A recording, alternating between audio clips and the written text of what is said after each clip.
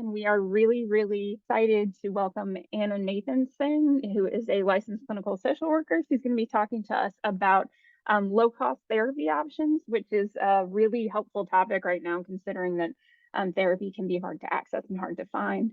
So we're really pleased to welcome her. I'm going to be presenting this morning on finding low-cost therapy in New York City. Again, my name is Anna Nathanson. I'm a licensed clinical social worker.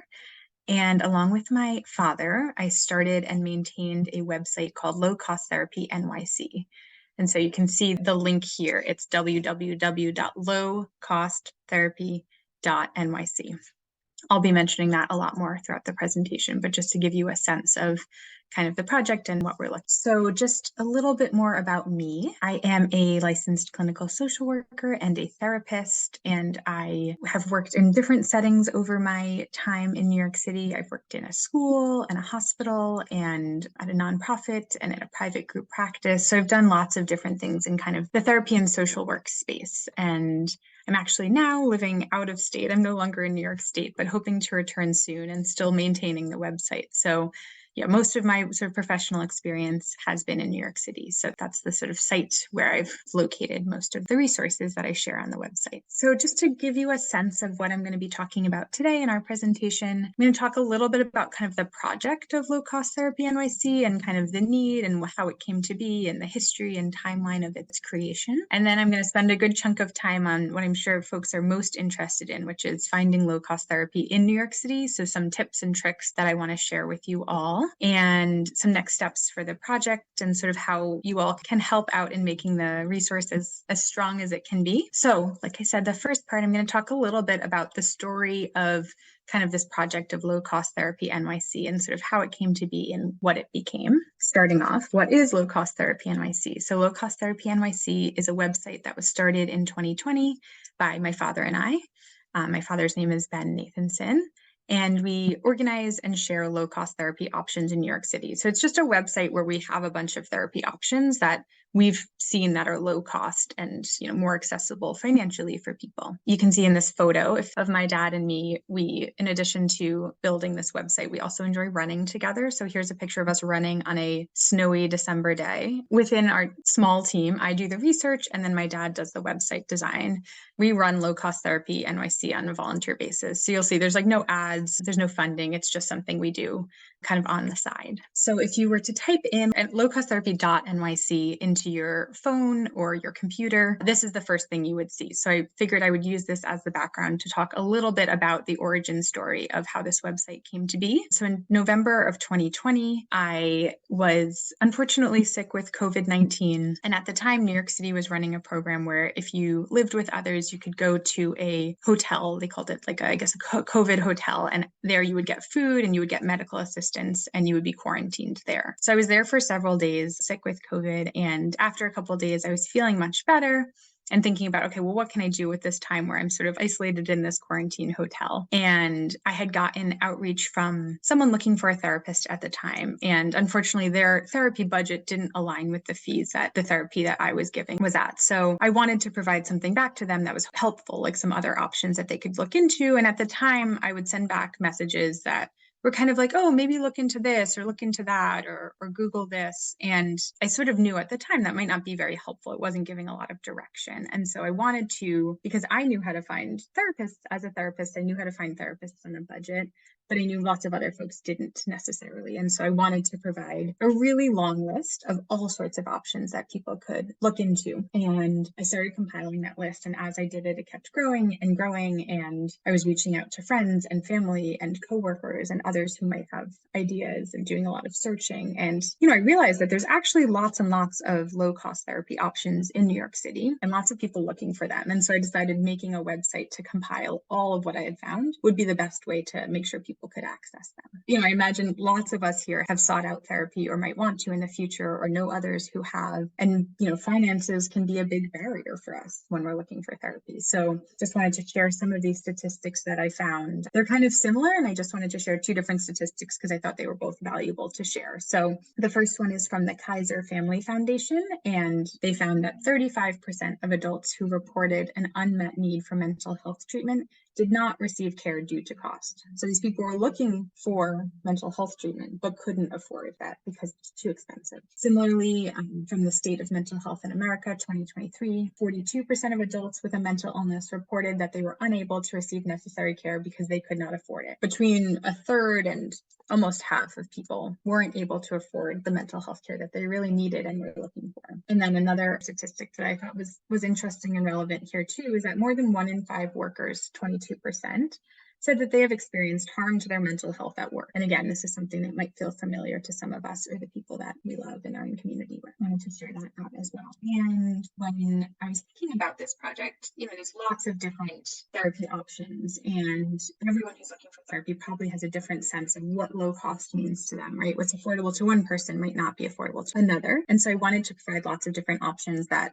all were low cost in some sense and have people be able to scroll through and find what worked for them. And so when sort of defining what would be eligible to be included on the website, every option listed on Low Cost Therapy NYC has at least one of these ways to pay. Several of them, many of them have more than one of these ways to pay. So almost everything on the site is services for $50 a session or under. Some are much lower than that. Some are free altogether. Many of them offer a sliding scale. For those who aren't familiar, a sliding scale is a lower fee than the sort of stated fee. So maybe a therapist is providing services at one fee, but they have some spots on their caseload for folks who are able to afford a lower amount. And so, many of these will sort of talk about a sliding scale or be able to accommodate a request for a sliding scale. Many of them accept Medicaid and or Medicare, and many accept private insurance. I think many people are surprised at how few therapists accept insurance, either private insurance or Medicaid or Medicare. And unfortunately, for a lot of therapists, they're not getting reimbursed to the rates that they need. And so they're not able to take insurance. For a therapy seeker, it's very, very frustrating to have insurance, that you're entitled to or you're paying for and not be able to use it towards your therapy. So I wanted to make sure there was a lot of options for folks who do have insurance, want to use their insurance for therapy, and aren't able to find people sort of in their more general searches. So again, thinking about people who have insurance, who don't have insurance, making sure there's options for everyone. So kind of coming back to sort of the origin and the timeline and the making of Low Cost Therapy NYC. So like I mentioned, in November 2020, I began research on the project, began compiling this long document of all the different resources I was finding and sort of began categorizing it so it would be organized and helpful. And with that, I went to my father, and my father had recently retired from a career as a computer engineer and was looking for some side projects to kind of keep his mind sharp, and had started doing a bit of web design. And so I asked him, do you think you could design a website? And he agreed to sort of teach himself how to build this website. And he did. He taught himself and he created this website. And so while I was kind of looking for different resources that were low cost, he was building this website and kind of organizing it and making sure it was usable and readable. So that process took several months from beginning to end. But in spring of 2021, the site went live, which was very exciting. And then by fall of 2021, my dad sort of discovered what they call analytics. So the information about how many people were using the website. And he saw that lots of people were finding the website through search engines, through Googling usually. And at the time, and I think probably still, it was a top 5 result for if you Googled affordable therapy NYC, or if you Googled sliding scale therapy NYC and more. So that's helpful to know if any of you forget the website and want to use it in the future. If you Google, you probably will find it pretty quickly. In fall of 2022, I was reached out to by a incoming student at SUNY Downstate Medical School. Shout out to Maria. And she wanted to partner to provide some support for the site. So Maria and a group of other students at SUNY Downstate Medical School did a bunch of expansion and verification and making sure that the information on the site was as usable as possible. So always kind of looking for ways to improve and make the site helpful. And then just a couple of days ago, I decided to look back at those analytics to see how many people were using the website. And as of just a couple of days ago, over the last 16 months, we had almost 2 million impressions. And so an impression is if someone were to Google this, how many times would it show up in the search results? And then 16,900 clicks. So that's only over the last 16 months. So not even the whole life of the project. So many, many, many people have used this. And kind of looking at this graph on the side here, there's been sort of spikes over time, but generally pretty consistent. I can see that, starting back in May of 2022 to August of 2023 or September of 2023, we can see that people people have pretty consistently been looking for low-cost mental health resources. So now I'm going to talk about sort of how you all can use the site to find low-cost therapy resources for yourself or for people in your life. So I wanted to start to kind of get you oriented. So I mentioned earlier that I had lots of different resources and I wanted to categorize them so that people could look into what might be the best fit for them. And so in doing that, I came up with these 9 different categories. And on the website, it's at the top, kind of these different categories. And I'll show that in a moment. I'll do a demonstration so you can kind of see what it looks like on the site. But I wanted to give an overview of what each of these categories is, because I think that can be helpful as you begin your own search. So there's a longer description of each of these categories on the site, but I'll kind of go through them now just to give you a sense, and I'll try to go through them kind of slowly because it's a lot of information. So the first category that I included is graduate school clinics. And so these are generally for like PhD programs in psychology. As the students are learning in the classroom, they also often work in a clinic that's part of the school and open to the public. So anyone can go to this graduate school and get therapy from these students who are in training and supervised. The idea is that the students are getting training as psychologists to then, eventually become graduates and go on to start their own practices. But this is sort of an opportunity for them to, as they're training, get some clinical experience. And so these clinics often, as a result, are with really talented trainees, and they're often low cost. Similar to that is training institutes, the next one on the list. And what a training institute is after someone has already graduated, is already a licensed clinician or a licensed therapist. A training institute is somewhere that they're getting ongoing training. So maybe there's a specialized area of therapy that they're interested in training in. And so they go, similarly, they have classes, and then they also usually will have a clinic that's affiliated with the training institute so that members of the general public can come and get therapy services from the trainees. So again, these people are already licensed. They're now getting sort of additional training in a specialized area, and they're usually under supervision as well. So there's another option. The next one is hospital outpatient services. And so I think for a lot of us, when we think about hospitals and the sort of services we might get at a hospital, we think of like a longer stay, inpatient, overnight kind of service. But a lot of hospitals also have programs for mental health that are outpatient, meaning that you come in maybe just once a week, or kind of on a more average, like once a week or once every couple of weeks sort of frequency. And so those services often are like specialized to specific populations or communities. I'll show some examples later, but they're run through the hospitals. They're often either free or low cost or use your insurance. And they also sometimes are connected to a study. And so you can use your information anonymously sort of towards research and development of this useful information for the community. The next one is probably the broadest one, community health clinics and nonprofits. And so this includes lots and lots of different nonprofits. One good thing is that they often accept insurance, including Medicaid and Medicare, and often they have lots of different services in the same place. So in addition to mental health care services, they might also have psychiatric services, like prescriptions for psychiatric medicines. And they might also have like care for your physical well-being, like doctors and nurses on staff. They might also have like a service that a social worker can help you apply for insurance if you don't have it. So they might have a lot of different things on site. Similarly, nonprofits, lots of different programs that many of us might be familiar with already, but they might sort of serve a specific group in the community, often for free. Next is private group practices. Is a category that sometimes people are surprised to see, because these are for-profit group practices where therapists are usually charging higher fees, but there's often ways to approach those practices in a way that you can get lower fees. So either going with someone who's an intern, or like what they call like an associate, so maybe someone who's not quite licensed yet but is getting the training and is under supervision. So they've already graduated from graduate school, they're just sort of in the licensure process, which can take a couple of years. So sometimes seeing those folks can be lower fee. Sometimes they run group therapy, which can be lower fee, and sometimes they'll have a sliding scale. So what we spoke about before in terms of being able to offer a lower price point for someone who isn't able to afford the full fee. Next, we have a bunch of psychiatric services. And so these are specifically for people who are looking for psychiatric medications and prescribers. And so that's psychiatrists or psychiatric nurse practitioners who are able to provide prescriptions for medications. And those I know can be particularly hard to find low cost. So that was something I knew I wanted to to include here as well. The next is hotlines. And so hotlines are often nationwide. They're often 24/7. They're often staffed by either trained staff or trained volunteers. And there's different hotlines for different kinds of communities. So maybe some of you might be familiar with the suicide hotline, which is quite well known.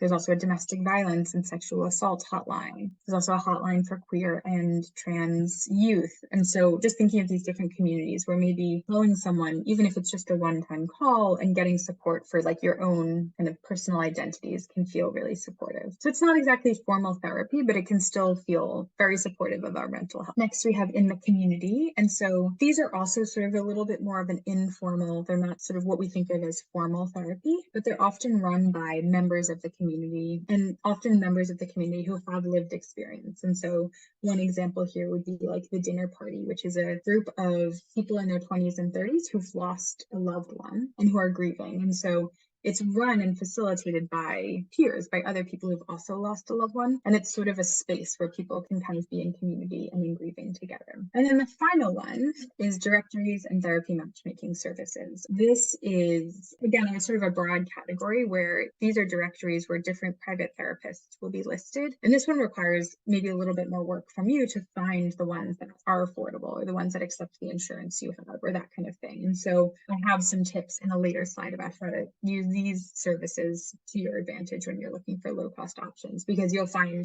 sort of a very wide range of costs on these directories, and you want to be looking for the cost that falls within your budget. So just some general tips and tricks for finding low cost therapy and sort of what you might want to have in the back of your mind during your search.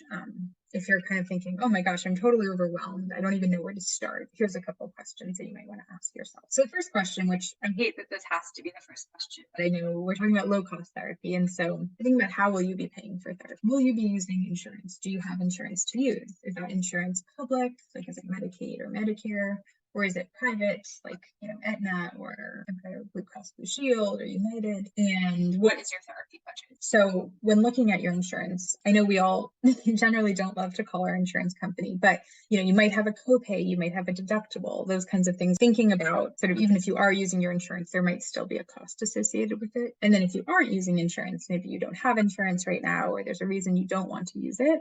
What is your therapy budget sort of for that out-of-pocket therapy? Do you have anything left over in your budget that you're able to devote to therapy? Or is it important to you to find a free resource? These kinds of questions are what you want to be thinking in terms of, even before you start your search, what will feel like a sustainable amount for you to be able to pay, if anything. And then, kind of moving on from your budget, what are your needs and preferences? So these are just a couple ideas. I'm sure people can think of lots of other things that might come up for them when they're thinking about, okay, what kind of therapist do I want to be working with? But thinking of therapy style. So maybe there's a specific style of therapy that you've heard about or used before that's been really helpful to you. Or maybe there's a focus area that's important for you to work on. So I know I mentioned before, like grief, or maybe divorce, or, something like bipolar disorder, or infertility, or any of these sorts of things can come up as a focus area that maybe we're living with and want to be able to work through in therapy. So anything like that you might want as your therapist's kind of expert area, that's something that you might be able to think about before looking. Is it important that this person's virtual, or is it important to you that they're in person? Is there a particular neighborhood or area of the city that's accessible to you if it is in person? And then the last one here that we listed, and again, there's lots more that we can think about, but is language. We might have other language preferences for what language our therapist speaks, or maybe you're helping someone else in your life who would like a therapist who understands and speaks another language. And of course, in a very multilingual city like New York City, we can often find that. We can often find therapists who speak lots of different languages that might be more comfortable for us. So, thinking about that might help you narrow down your search too. Here's some general tips to find affordable therapy. The first one is to ask about a sliding scale. I know that's come up a couple of times throughout the presentation, but just to get a sense of, maybe this provider is saying their fee is one thing, but maybe they have a couple spots for people who are not able to pay that full fee and would benefit from having a lower fee. So you can always ask about that, and they'll be able to tell you if that's something they have available. If you're reaching out to a group practice, you can ask whether there's like junior or associate therapists or interns who will see you at a lower rate. Someone who maybe is not fully licensed or is in training currently, that might be someone who's able to see you at a lower rate.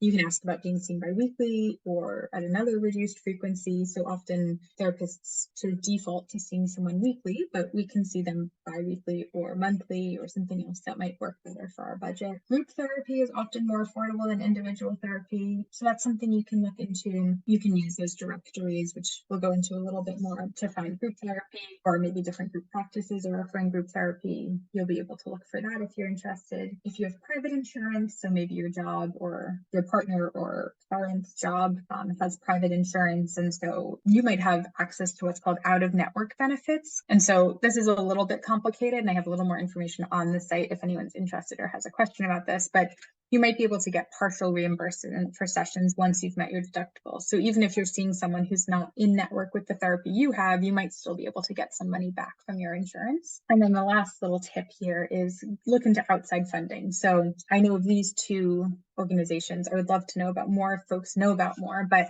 the Loveland Foundation has a therapy fund for Black women and girls, and I know that application opens quarterly. I think right now it's not open, but what they'll do is cover, I think, between 4 and 12 therapy sessions, which is not a ton, but can certainly help if somebody's looking for shorter term therapy or looking to offset some of the costs of longer term therapy. And that's I know many folks who've used that with a lot of success. And then the National Queer and Trans Therapists of Color Network also has a mental health fund. I believe that one opens once a year, and that one is for queer and trans people of color. And so again, it's both of those sort of involve an application process where you can find a therapist on your own who they will then pay for some portion of sessions. And I also suggest looking into your local mutual aid fund if there's one in your neighborhood or your area of the city to see if others in your community might be able to help. So kind of thinking of creative ways that maybe you can get some support from those around you. I know I've been talking a lot about low cost therapy, and I just showed you one little screenshot. So I wanted to open it up and for us all to be able to see together what the site looks like and to kind of use some of this orienting I've been doing to then help you find it useful and get what you need from it. So I just clicked on lowcosttherapy.nyc. You can see this kind of first opening page, which I know was in a couple slides back as well. So I'm just going to scroll. So we've got here the different criteria for each of the inclusions in the site, that they're $50 or under, accept insurance, or sliding scale. I always encourage folks to reach out to me if there's anything that they're seeing that they're realizing is outdated or needs to be removed or needs to be edited for any reason. I always love when people reach out and let me know because it can be hard to maintain. This is just a section about sort of larger advocacy to think about like structural change in mental health care. And, unfortunately, we don't live in a society that really prioritizes mental health care, as we all, I think, know. And so these are great advocacy groups that do provide advocacy towards kind of more structural legal support for mental health care. Here's what I just mentioned: the Loveland Foundation, the Queer and Trans Therapists of Color Network Mental Health Fund. This is the Rebuild Therapist Program for folks who are incarcerated or transitioning out of incarceration, looking for a therapist of color. So these are different groups that both, can give money through their therapy funds and also accept donations. So I put this here so that folks looking to donate can use them, folks looking to benefit from them can also use them. And then here we've got the types of low-cost clinic or the types of low-cost settings. And so like I mentioned earlier on that slide, we have these different 9 categories, and there's a little bit more information about each of them here. I won't go through all of it because it's quite a bit of text, but what you can see is that each of these is actually its own link. And so if you're thinking, oh, I'd love to look into graduate school clinics for my therapy, you can just click on graduate school clinic and it'll bring you straight to that part. Now that we're here, I'll just sort of show you what each listing looks like just to kind of orient you to that. So we've got the name of the listing. So in this case, it's the Furkoff Graduate School of Psychology Parnes Clinic. And so that's part of the Furkoff Graduate School of Psychology. So people are getting their psychology degrees, and there's also a clinic associated with the school program. And so that's a link as well. So if I would click on this, it would take me to their website. All of these are linked so that if you want more information or, information about how to reach out, you can do that by clicking on their link. Then there's some information, I usually try to include who they treat, if there's any sort of specific services that they include, any like requirements, anything like that. So if there's anything special that I think is important, I include it here. That also includes languages that they cover, anything like that. So it's sort of a broader overview. Again, if you want more information, you can always click and read more about the clinic or about the setting. And I always include cost or insurance. Some places provide more information or have wider ranges than others, but For this one, for instance, it's, $5 to $40 for psychotherapy sessions, $250 or less for psychoeducational assessments for children, which is very high. That's like a very specialized service. So that's actually like on the lower end of what that service usually costs. And then they say clinic will not turn anyone away due to financial limitations. I meant to mention before, I think a lot of the clinics and a lot of the nonprofits, that's something that they have, that they will not turn anyone away due to financial limitations. That's not true for everyone, but a lot of the clinics and nonprofits. And then a location. So for this one, there's usually a link to the Google Maps. And so if I were to click on this, we would see exactly where the location is. But just looking at this text, it says Morris Park, Bronx. So that gives us a sense of the neighborhood. And then clicking on this, we'll get the exact address. So if we were to scroll through, we'd see just like lots and lots of options. So again, this is the graduate school section and the training institutes. And I won't scroll through all of it because you can certainly do that on your own and would take a while because there's many, many listings. But what I thought would be helpful is to show you how I like to use the site, which is by searching within the site. So if you're on your phone, I'm actually not sure how to do this, but there must be a way. I know on a computer, if you have a keyboard, you can always do Control F. And that, if you can see up here, opened a little box. And so what you can do is then type in that box any word that you would like to search for. So let's say I'd like to find a therapist who speaks Spanish. I would type in the word Spanish and then look through. And so this has 14 results. So more or less 14 places that do speak Spanish. So if we're looking at this IPTAR Clinical Center, okay, we see therapists speak 15 languages, including English, Korean, Spanish, French, Hebrew, Portuguese, Russian, German, Dutch, Greek, Italian, Malay, Mandarin, Serbo-Croatian languages, and Yiddish. So, okay, if I'm thinking, oh, I speak one of those languages and that's what I want to find, great. Here's the number to call them. Here's information about their cost, what insurances they accept. Therapists are spread throughout the city. Okay, so that might be a good fit. Continuing looking at Spanish. So we have Pearls, which is programmed to encourage active, rewarding lives. This is a free program for adults 65 and older living in Queens and Manhattan who are feeling depressed. Services are available in English, Spanish, and Chinese. Okay, for more information, we can call this number, or again, we can click here and that will take us straight to their website. Means this program is free, location Manhattan and Queens. Okay, maybe that's a fit or maybe not. So let's keep looking. Okay, if we look at the Community Healthcare Network, CHN, they have therapy for adults, children, and families from a multidisciplinary team of psychiatrists, psychiatric nurse practitioners, therapists, and social workers. Therapists speak English and Spanish. They've got a bunch of different locations. They have day, evening, and Saturday appointments. Okay, that's good. Maybe I'll do one more. Okay, so Graham Wyndham. So this is evidence-based treatment for families and young adults ages 5 to 25 based on comprehensive evaluations. They have individual, family therapy, psychopharmacology management, psychiatric medications, they have walk-in hours, and they have a couple different locations in the Bronx, in Brooklyn, in Harlem, and Manhattan. So that's a small sampling. I won't go through all of the Spanish services because that would take a bit of time, but I'll do another search. So let's say I want to look up Medicaid. So I'm saying I want to use my Medicaid for services. So, okay, so let's say we have Blanton Peel Institute and Counseling Center. So again, if I wanted more information, I could just click here. They have individual psychotherapy, couples counseling, group therapy, psychiatric evaluation. They've got different costs. They're located in Chelsea and Manhattan. We have Cases Nathaniel Clinic. So this is an outpatient mental health clinic in central Harlem, focusing on people with criminal justice involvement. They have crisis intervention for adults and children 13 and older. They accept a bunch of different plans, including Medicaid. Interborough Development and Consultation Centers. This is a group of clinics. They treat lots of different disorders, including depression, anxiety, ADHD, trauma, schizophrenia, bipolar disorder, OCD. They accept Medicaid, and they're located in a couple of different places in Brooklyn. You can kind of see a list of locations if you click here. Looks like about 33 different options. I'll do one more. So if I type in the word adolescent, so let's say I have an adolescent in my life that needs therapy. So I can look, okay, we've got Metropolitan Center. This is an outpatient behavioral health organization that includes programs for adolescents. We've got Ryan Health. They provide services for adolescents, which, same thing as teenagers.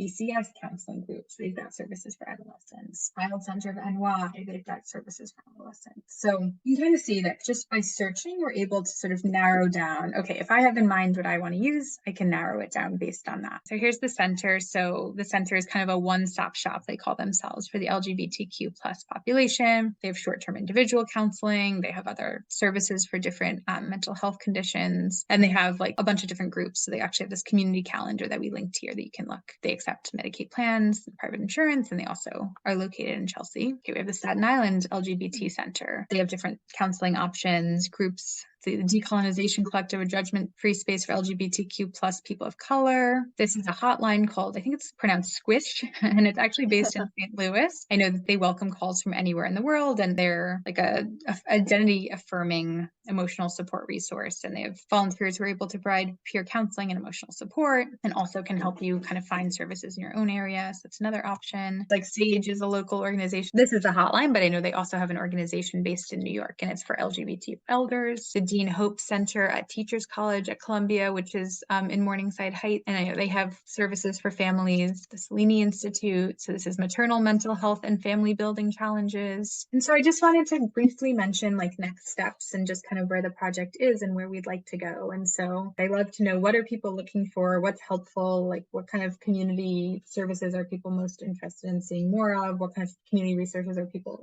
familiar with, but that aren't included yet? And also, like, because it's just a small team of me and my dad, and we do this sort of on the side, you know, I'll sometimes find that links are broken. So anytime that you're on this website and find something that either the link doesn't work, or maybe the organization doesn't exist anymore, or it's not offering services in the same way, I love to keep things updated, because that's, you know, of course, how we can keep this to be a valuable, useful resource for people. So always open to emails about how to keep this fresh and accurate. I want to add new listings over time, so always open to hearing about new listings that people are aware of, and always happy to add more. I love the idea of partnerships, so like having presentations like this to spread the word and learn more about what people are looking for. And this is more occasional, but sometimes people in the community will reach out directly by email and say, hey, here's what I'm looking for. You know, is there anything you suggest? And so because I've put together this website, you know, if someone isn't able to look through it on their own and needs some support with looking through it, I'm happy to help out with that. And somebody can, you know, specify what they're looking for, and I can provide some suggestions to them. So again, it doesn't happen super often, but sometimes people do reach out looking for therapy for themselves and asking for suggestions. So this is the contact, low cost at, and then it's my personal website. And then here's the link. And then here's just my own personal website if you're interested in reaching out that way. My personal professional website. I'm just one person with one lived experience. And so the more people that can contribute what they're looking for, the better it'll be for everyone.